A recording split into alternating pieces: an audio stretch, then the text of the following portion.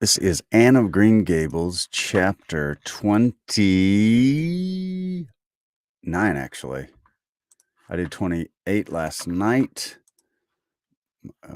begging your humblest apologies. 29. Yeah, we good? Anyway. Okay, so here we go. Anne of Green Gables, chapter 29, in a southern accent. I don't know what the actual YouTube thing says, but this is going to be 29. Okay. All right. So here we go. Chapter 29, an epic in Anne's life. Anne was bringing the cows home from the back pasture by way of Lover's Lane. It was a September evening, and all the gaps and clearings in the woods were brimmed up with ruby sunset light. Here and there the lane was splashed with it, but for the most part it was already quite shadowy beneath the maples, and the spaces under the firs were filled with a clear violet dusk like airy wine. The winds were out in their tops, and there's no sweeter music on earth than that which the wind makes in the fir trees at evening. I just love her descriptions of the evening and the morning and stuff. I know this is a kid's book, but my gosh, she's good. The cows swung placidly down the lane, and Anne followed them dreamily, repeating aloud the battle canto from Marmion, which also had been part of their English course the preceding winter, and which Miss Stacy had made them learn off by heart. And exultant in its Russian lines and the clash of spears and its imagery, when she came to the lines, "The stubborn spearsmen still made good their dark impenetrable wood," she stopped in ecstasy to shut her eyes that she might better fancy herself one of that heroic ring. When she opened them again, it was to behold Diana coming through the gate that led into the berry field, and looking so important that Anne instantly divined that there was news to be told. But betray too eager curiosity she would not. "Isn't this evening just like a purple dream, Diana? It makes me so glad to be alive. In the mornings, I always think the mornings are best, but when evening comes, I think it's lovelier. I think it's lovelier still." "It's a very fine evening," said Diana. "But oh, I have such news, Anne. Guess. You can have 3 guesses. Charlotte Gillis is going to be married in church after all, and Mrs. Allen wants us to decorate it," cried Anne. "No, Charlotte's beau won't agree to that, because nobody has ever been married in the church yet, and he thinks it would seem too much like a funeral. It's too mean because it would be such fun. Guess again." "Jane's mother's going to let her have a birthday party?"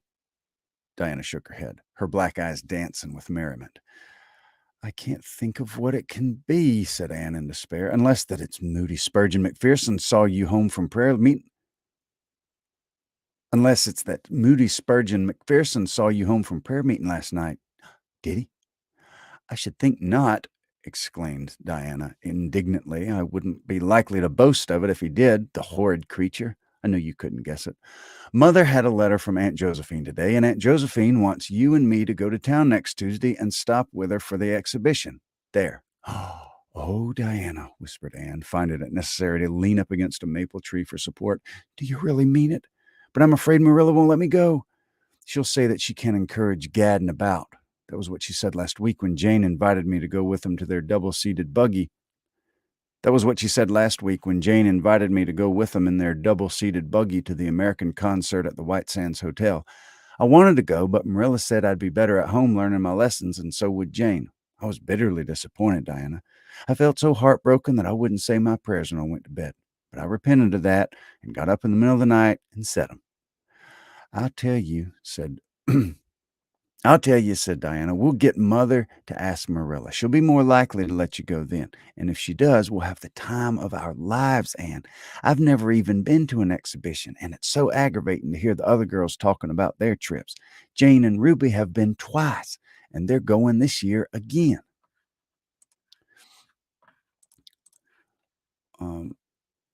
"I'm not going to think about it at all until I know whether I can go or not," said Anne resolutely. "If I did and then was disappointed, it would be more than I could bear. But in case I do go, I'm very glad my new coat will be ready by that time. Marilla didn't think I needed a new coat. She said my old one would do very well for another winter and that I ought to be satisfied with having a new dress. The dress is very pretty, Diana, navy blue and made so fashionably.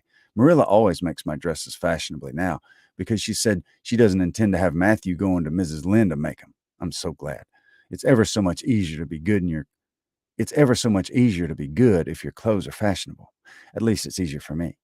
I suppose it doesn't make much of a difference to naturally good people, but Matthew said I must have a new coat, bought a lovely piece of brew so Marilla bought a lovely piece of blue broadcloth, and it's being made by a real dressmaker over at Carmody. It's to be done up Saturday night, and I'm trying not to imagine myself walking up the church aisle on Sunday in my new suit and cap because I'm afraid it isn't right to imagine such things, but it just slips into my mind in spite of me. My cap is so pretty. Matthew bought it for me the day we were over at Carmody. It's one of those little blue velvet ones that are all the rage with the gold cord and tassels. Your new hat is elegant, Diana, and so becoming. When I saw you going into church last Sunday, my heart swelled with pride to think you were my dearest friend. Do you suppose it's wrong for us to think so much about our clothes? Marilla says it's very sinful, but it's such an interesting subject, isn't it? Marilla agreed to let Anne go to town, and it was arranged that Mr. Barry should take the girls in on the following Tuesday.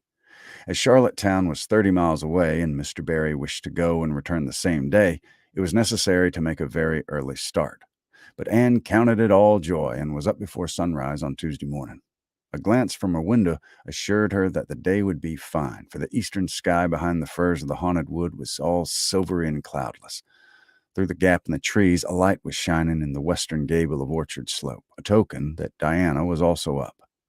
Anne was dressed by the time Matthew had the fire on and had the breakfast ready when Marilla came down, but for her own part she was too excited to eat.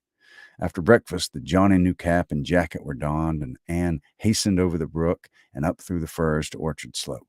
Mr. Barry and Diana were waiting for her, and they were soon on the road.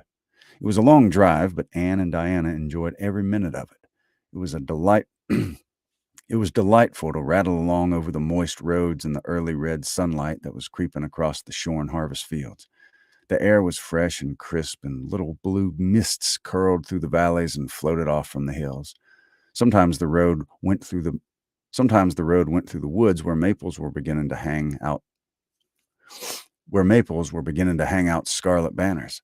Sometimes it crossed over the river. Sometimes it crossed rivers on bridges that made Anne's flesh cringe with the old half-delighted fear. Sometimes it wound along a harbor shore and passed by a little cluster of weather-gray fishing huts. Again, it mounted to hills whence the far sweep of curving upland or misty blue sky could be seen. But wherever it went, there was much interest to discuss. It was almost noon when they reached down and found their way to Beechwood. It was quite a fine old mansion, set back from the street in a seclusion of green elms and branching beeches. Miss Barry met him at the door with a twinkle in her sharp black eyes. "So you've come to see me at last, Anne girl," she said. "Mercy, child, how you've grown. You're taller than I am, I declare. And you're ever so much looking than you used to be, too. But I dare say you know that without being told." "Indeed I didn't," said Anne radiantly. "I know I'm not so freckled as I used to be, so I've very much to be thankful for, but I really hadn't dared to hope there was any improvement. I'm glad you think there is, Miss Barry." Miss Barry's house was furnished with great magnificence, as Anne told Marilla afterwards. The two little country girls were rather abashed by the splendor of the parlor where Miss Barry left them when she went to see about dinner. "Isn't it just like a palace?" whispered Diana. "I was never in Aunt Josephine's house before, and I had no idea it was so grand. I just wish Julia Bell could see this. She puts on such airs about her mother's parlor." "Velvet carpet," sighed Anne luxuriously, "and silk curtains. I've dreamed of such things, Diana. But do you know I don't believe I've ever felt very comfortable with them after all." But do you know I believe I feel very comfortable with them after all? There are so many things in this room and all so splendid that there's no scope for imagination. Wait. But do you know I don't believe I feel very comfortable with them after all? There are so many things in this room and all so splendid that there's no scope for imagination. That is one consolation when you're poor. There are so many things you can imagine about. Their sojourn in town was something that Anne and Diana dated from for years. Their sojourn to town was something that Anne and Diana dated from for years. From first to last, it was crowded with delights. On Wednesday, Miss Barry took him to the exhibition grounds and kept him there all day. It was splendid, Anne related to Marilla later on. I never imagined anything so interesting.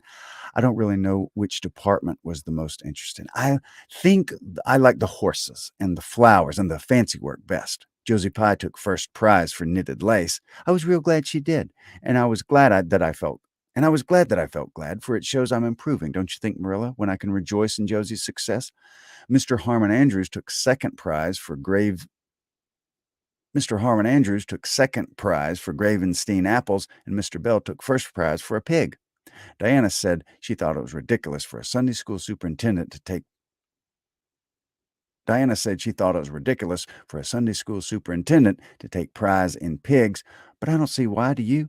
She said she would always think of this after when he was praying so solemnly. Clara Louise McPherson took a prize for painting, and Mrs. Lynde got a prize for homemade butter and cheese. So Avonlea was pretty well represented, wasn't it? Mrs. Lynde was there that day, and I never knew how much I really liked her until I saw her familiar face among all those strangers. There were thousands of people there, Marilla. It made me feel dreadfully insignificant. And Miss Barry took us up to the grandstand to see the horse races. Mrs. Lynde wouldn't go. She said horse racing was an abomination, and she, being a church member, thought it was her bounden duty to set a good example by staying away. But there were so many people there, I don't believe Mrs. Lynde's absence would ever be noticed. I don't think, though, that I ought to go very often to horse races because they are awfully fascinating. Diana got so excited that she offered to bet me 10 cents that the red horse would win. I didn't believe he would, but I refused to bet because I wanted to tell Mrs. Allen all about everything, and I was sure it wouldn't do to tell her that. It's always wrong to do anything you can't tell the minister's wife. It's as good as an extra conscience to have a minister's wife for your friend, and I was very glad I didn't bet because the red horse did win, and I would have lost 10 cents. So you see, the virtue was its own reward. We saw a man go up in a balloon. I'd love to go up in a balloon, Marilla. It would be simply thrilling. And we saw a man selling fortunes. You paid him 10 cents, and a little bird picked your fortune up for you. You paid him 10 cents, and a little bird picked out your fortune for you.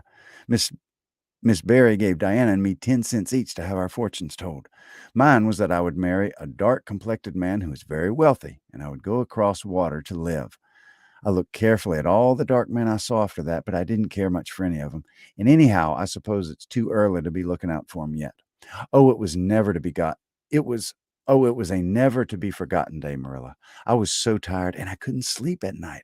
Miss Barry put us in the spare room according to promise. It was an elegant room, Marilla, but somehow sleeping in a spare room isn't what I used to think it was. That's the worst part of growing up, and I'm beginning to realize it. The things you wanted so much when you were a child don't seem half so wonderful to you when you get them.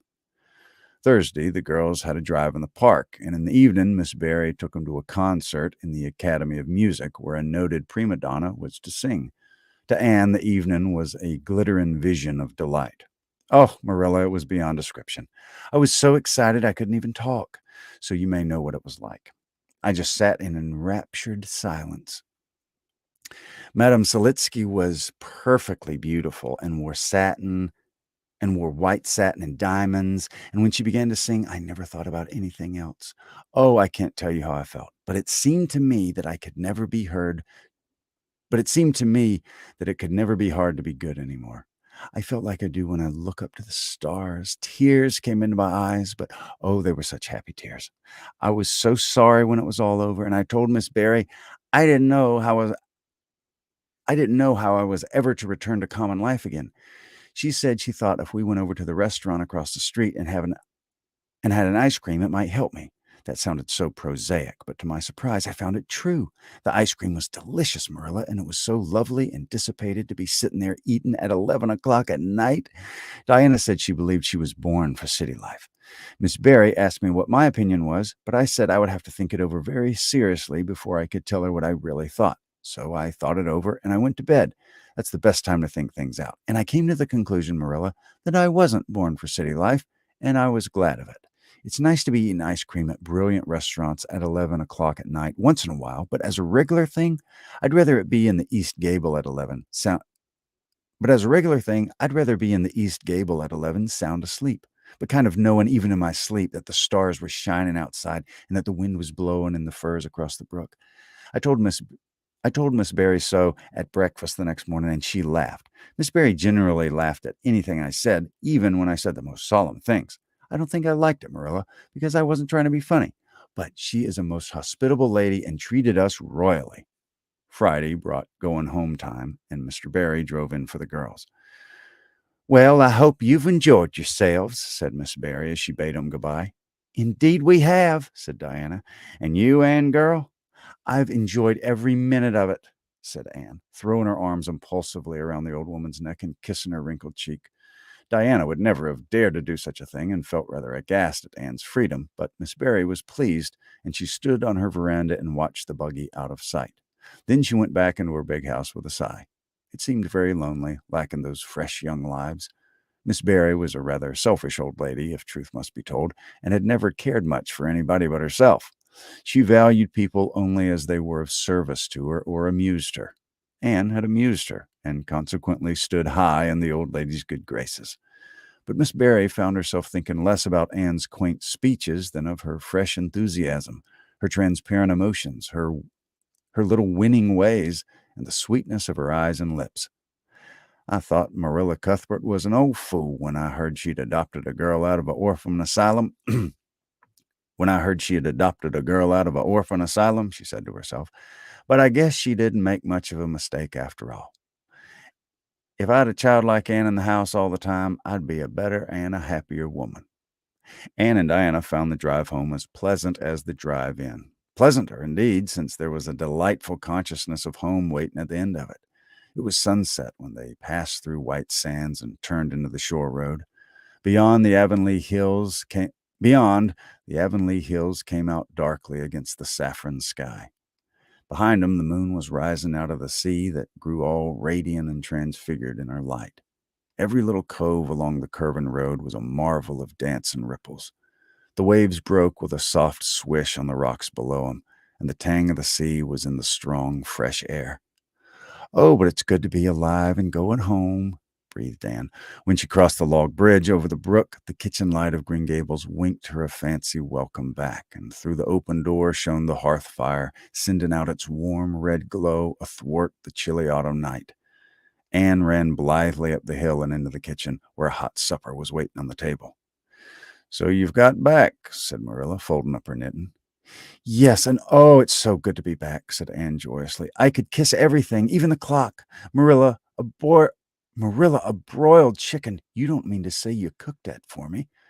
Yes, I did, said Marilla. I thought you'd be hungry after such a drive and need something real appetizing.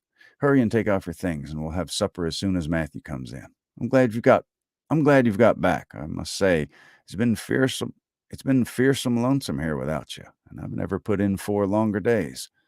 After supper, Anne sat before the fire between Matthew and Marilla and gave him a full account of her visit. I've had a splendid time, she concluded happily, and I feel that it marks an epoch in my life. But the best of it all was the coming home. Excuse me. Hey, glad you did. Thanks for swinging by. Well, that was Anne of Green Gables, chapter 29. Hope you enjoyed that. Make sure you check out the other ones. Get all caught up if you're not yet, and subscribe and hit the little like button if you didn't mind. Also, if you like ad-free of all my stuff, check out my Patreon. $3 a month. It's like little Cultured Bumpkin Netflix where there's no commercials and you can support the arts. So anyway, but it'll always be up here for free you wade through the ads, but it'll be free. Anywho, hope you have a great evening, and I will talk to you very soon.